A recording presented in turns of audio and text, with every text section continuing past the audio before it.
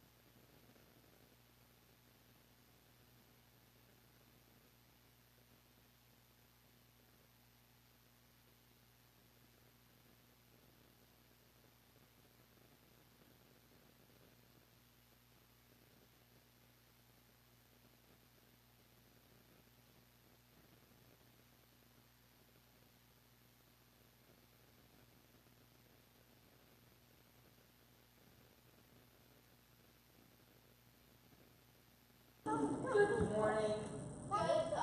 Morning. I'm sorry, but this area is restricted. Not me back to group. You don't recognize me, do you? Sure. You're trying to look like the professor, right? Well, this place is for no kids. You should really get back to the group. But I'm not a kid, and I'm not trying to look like a professor. I am the professor. Right, and I am Cinderella. Oh, Avery, I really am Professor Hodge. How did you know my name? Well, that's easy, because I'm your boss. I'm just a much younger version, that's all. Oh, well, I am not buying it. Names are easy to come by. Listen, something went wrong in the lab last night, and, well, here I am. So, if you're really the professor, then prove it. Alright, let's see. Your name is Avery Ann Thomas. You were born in Cleveland, Ohio on January 25th, 1994. You graduated Springdale High School with a 4.0 GPA. Okay, keep going. You're left-handed, you like to eat with chopsticks, and you read 50 books a year. Gotcha. What? It's 52, not 50. Okay, 52. Close enough. You're susceptible to brain freezes, so you never drink anything with ice in it. And you still play with dolls. Wow, it really is you, isn't it? Oh, it's me, alright. I can't believe it. You're like 12 years old. I know. You can imagine my shock when I looked in the mirror. So, what happened? I don't exactly know. Well, can you change back to the way you were? I sure hope so, because I don't know why I'm trying to explain this to everyone, especially my wife. Wait, your wife doesn't know yet? Not yet. She's in New York visiting her sister. Well, that's a good thing. I just need to get back to the drawing board and see where I made my hair. Time travel is so complicated. Wait, did you say time travel? Oops. So this is what this is. A time machine. Shh, keep your voice down. So that's why you've been here all by yourself, working every night? Correct. But why are you being so secretive about it? Because of what it is. Do you have any idea what would happen if the time machine got into the wrong hands? Someone might use it for their own selfish purposes. Someone like the evil Odo Grim. Well, no, I can't say I ever thought of it. Well, trust me, they could literally change the course of history. Do you really think he'd come here? You mean the evil Odo Grim? Probably not. But still, you've got to promise me that you won't say a word. I can promise I won't say anything. And whatever you do, don't call it a time machine. Someone might hear you. Let's just call it the machine. The machine. Got it. So, may I, Sure. Go ahead. by the way, how'd you know I still play with golf? I did it. That was a guess. Excuse me. Excuse me. Oh, sorry. Did you say something? Yes, I was just wondering who you are and what are you doing here? Oh, yes. That's easy. I am, Betty. Bob.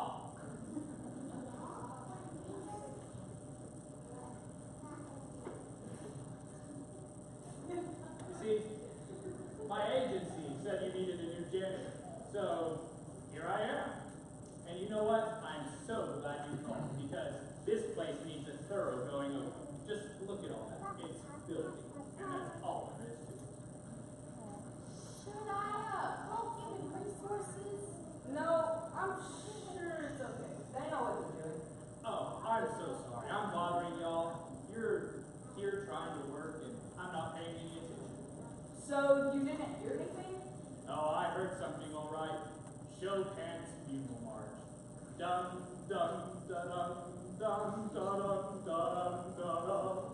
Ah, I love it. Well, so, that's all I was doing, was listening to music, but I know, I shouldn't be doing that while I'm working. Oh, no. That's totally fine. You keep listening to your music. Really? Yes, by all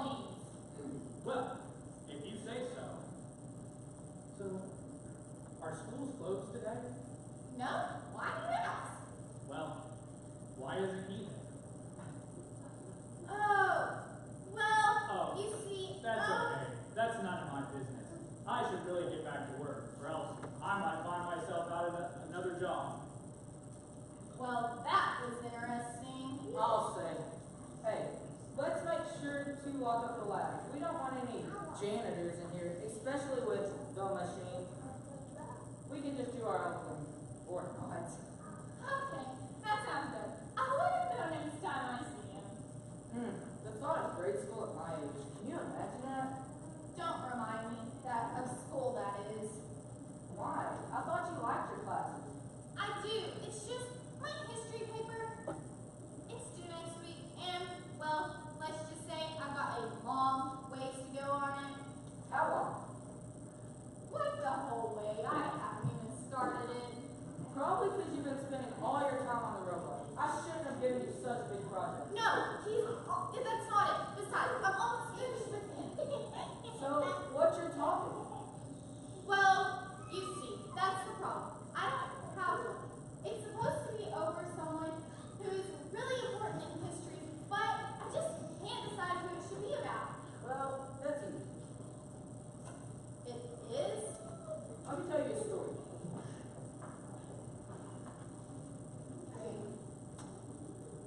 He was born in a small village, the child of a peasant. He worked in a carpenter shop until he was 30. Then for 3 years, he was a traffic teacher. He never wrote a book. He never held an office. He never owned a home. He never went to college. He never traveled 200 miles from the place where he was born. While still a young man, the time popular religion turned against him. His friends ran away. One denied him, another betrayed him. He was turned over to his enemies and subjected to a mockery of his God. Then they nailed him between the cross and 2 thieves.